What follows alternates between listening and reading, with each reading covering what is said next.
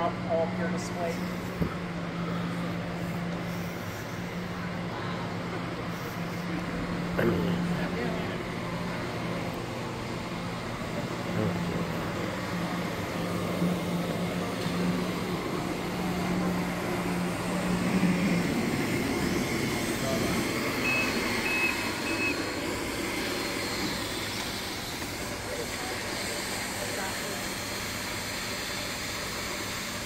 What's this thing's name? That's Baby Yoda. That's Baby Yoda. Grogu. Yep, Grogu. that's right. Yeah. So our team has a skeleton they put on it too. He's a Husker shirt on. he wears a Husker shirt, and then he has his own end card, and it has the date from when the university was founded. And he rides around on the stadium, cleaning the floors for us. Got lots of pictures, and lots of the coaches have actually put it on Twitter, and it actually kind of went viral for a while, and it was pretty funny. This is one of our autonomous equipment. This is our T7. This is one of our bigger ones. We have another one, which is a T380, which is a little bit smaller than this. But this is one of our autonomous equipment. We teach this guy everything. So as you see him running, we've taught him how to do that. So we hop on this thing. We create routes ourselves, and then we drive it around where we want it to go.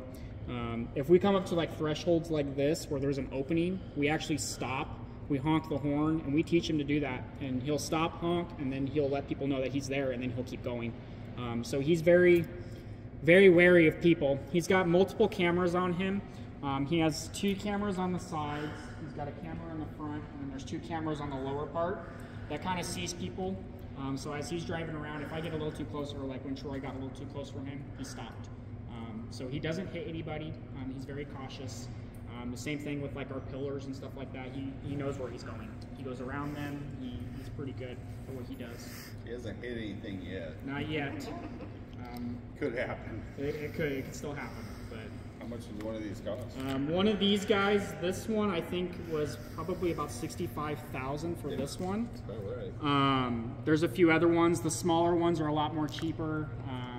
The bigger ones, like over here in the closet, it's not an autonomous one like this one, but we have a T12, which is probably twice the size of this guy.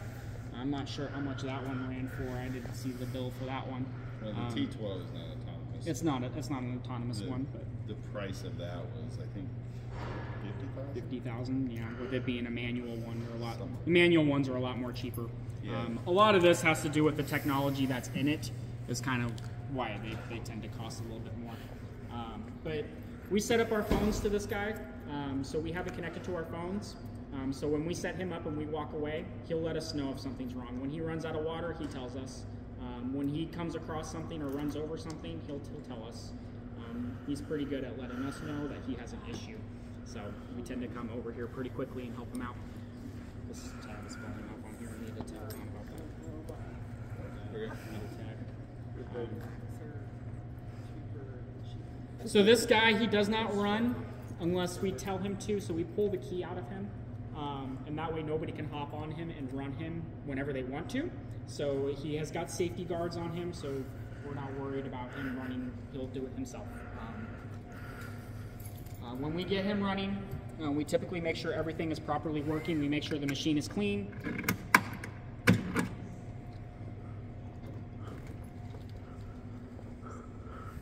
Where's Yoda going? He's over here on the floor for now.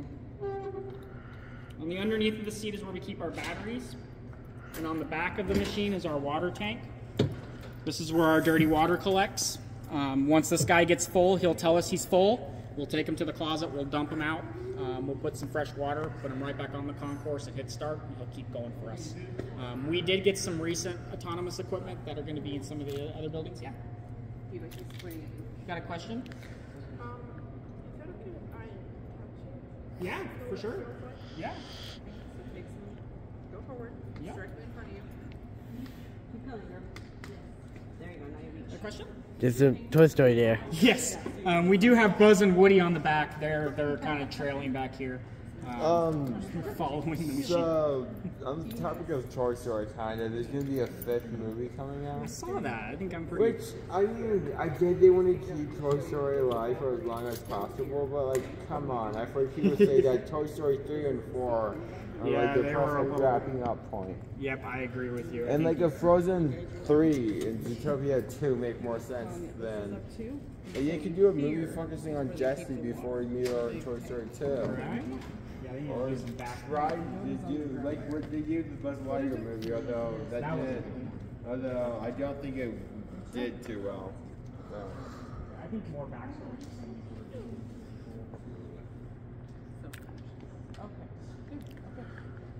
Yeah, I just call it. Hey. Video live stream. How's that called?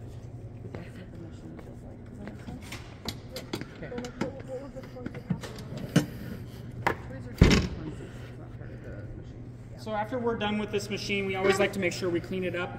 We leave the tops open so that the batteries can air out as they charge, because they do get pretty hot.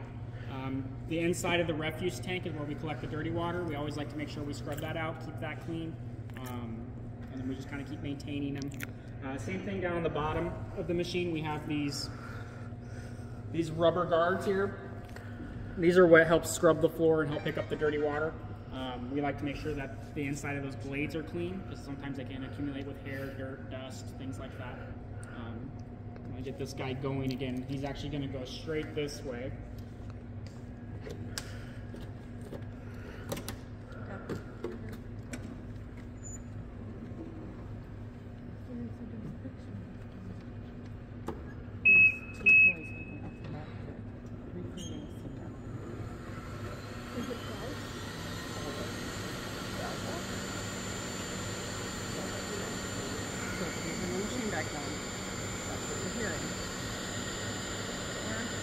I do like to inform people that if they do see something wrong with the machine, there are red stop buttons on the machine. You push those down, the machine turns off instantly. It's not doing what it's doing, everything will lift up.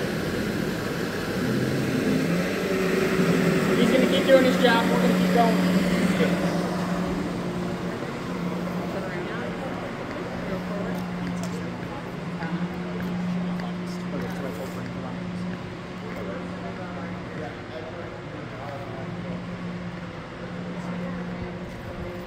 One of the premiums and all that.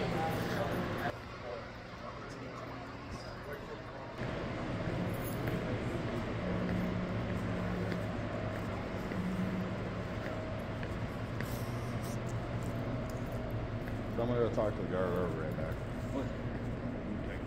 Yeah.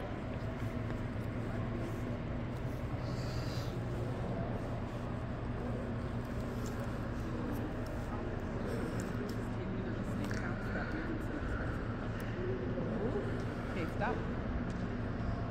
We're in front of some big So windows. this is gate 20. We number all of our gates, and on the outside of the building you'll see those big numbers. This is one of our bigger gates. This is where a lot of our fans come in right here. A lot of it is just because of the sites that you see around here. So we have all of our old team photos along the walls, all the way up here. And as every year, we take a new team photo, and it goes right up on the wall. We did that earlier this year. We got a really good team photo in, so they'll probably put that up the wall at the end of the year. Right behind you, you see Tom Osborne and Bob Devaney over here. That's the first thing you see when you come into the stadium. So our previous coaches that won us our national championships are here on display. As we move around to the other lobbies, I'll show you guys the trophies and stuff like that, so we have them out for the view. And I think what we're going to do is we're going to go in. These two rooms that are right next to me, these are the premium lobbies. These are the lobbies that go up to the premium levels. And only if you have the event tickets are you ever allowed to go in there. Other than that, they're pretty private areas. They lead up to the suites. And like Troy said before, those are pretty expensive areas. So it's pretty minimal about how many people are allowed to go up there. It's only event staff, game day workers, and the people who have the tickets that go up there. So we'll go through this lobby. We'll take the elevator. We'll go right up there.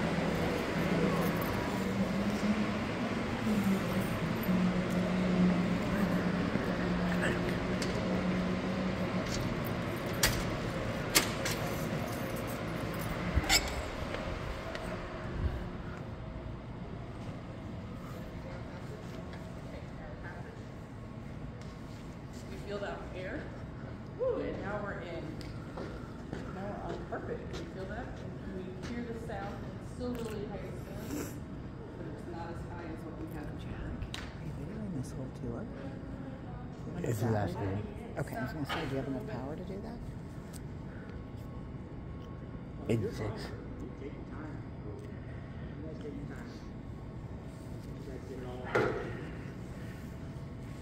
I already have one, but this is my second one. So, me, myself, I'm not a football fan, unfortunately, but I work here. I'm a huge hockey fan, but that's kind of one of the bigger reasons why I love working here, because I don't get the oohs and the ahs, and I don't get distracted by football players or anything like that. So I'm what you consider the perfect employee for that kind of aspect. I don't run around trying to talk to the players or anything like that. I just make sure that they have everything that they need, that we service them. So, this room right here, this is what they call the North Premium. The one on the opposite side is the South Premium. When people who have tickets to these areas, they usually enter in through these doors. They don't come through the main doors. We usually have event staff that are at these doors, and they let them in by scanning their tickets. And a lot of people who come to the games, as you know, they want you to keep your tickets on you for that reason, because they do check your tickets everywhere you go. If you try to get into an elevator, that elevator operator will want to see your ticket. Are you allowed up to that floor and stuff? And if not, they'll turn you right back around, right? So they're pretty good at making sure that we don't disturb anybody who's upstairs. We're going to take these two elevators up here, and then we're going to jump upstairs. I think we're going to go up to the first floor. I say that with intent because when we go up the third floor, we're actually going up like 4 flights. Because as you see, there's a lot of space in between the second floor concourse and as we go up further. Waiting for an elevator, okay?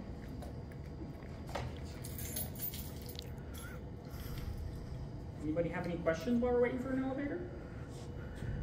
No? Anybody? Pretty content so far? Pretty cool. Yeah. What does a No, normal yeah. work day look like? A normal work day? What does it look like on a normal day? On a normal day, it's actually pretty simple. So a lot of times we go around, we clean the restrooms. These elevators are a little bit smaller, so I'm gonna take you to the corner again, I Eva. might take some of you up and then come back and get the rest of you. And I'm gonna stand beside you. Okay, I'll come back and get the rest of you guys. And then we're up at third. I'm gonna leave you guys up there in the event area. But to answer your question more, yeah, normal work day, we come in, I assign everybody some assignments. We go around, we clean some restrooms, we clean some suites. After, like right now, after a game, we're cleaning suites and stuff like that. Oh, cool. Trying to get the stadium turned around for the next game. Okay. I'll let you guys hang out right here for a second while I go get the rest of you. Okay, thank you. Okay, we're hanging out in the big carpet again. Look straight ahead and you see something.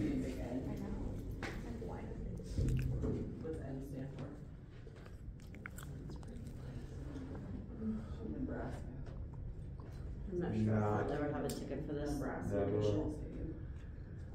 Did you know that? Pretty cool view over there. Favorite endpoint in Nebraska. Oh, there's the Coliseum. Oh wait, we're not on the right side. No wait, We're facing east. Our whole group We're plus facing the. east. Oh wait, The other group. yeah.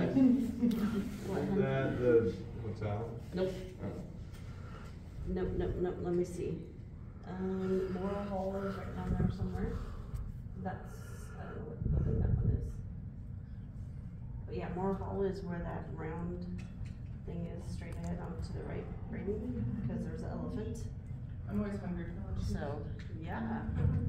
A lot of glass. Cool. 35. Cool. Okay, so we are on the south end of the stadium.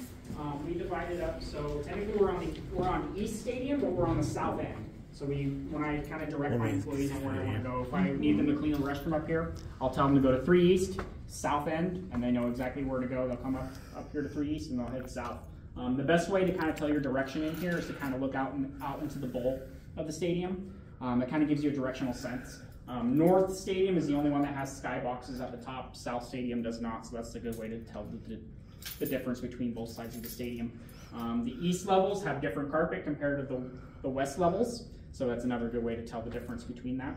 The east level here, this has just got remodeled, so we just made this into an event area. So we installed brand new furniture, we have brand new trash cans, they put out in the bowl, we'll see all the brand new seats that they installed, everything like that.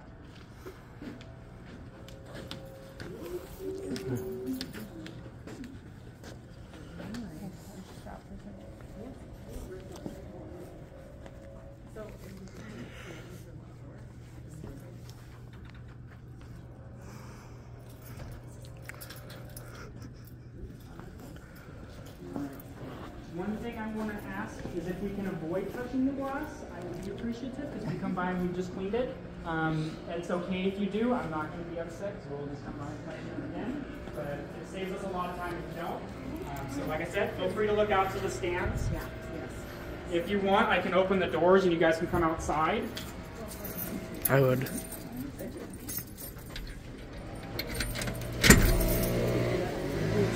It is a little loud out here. They're cleaning the stands right now.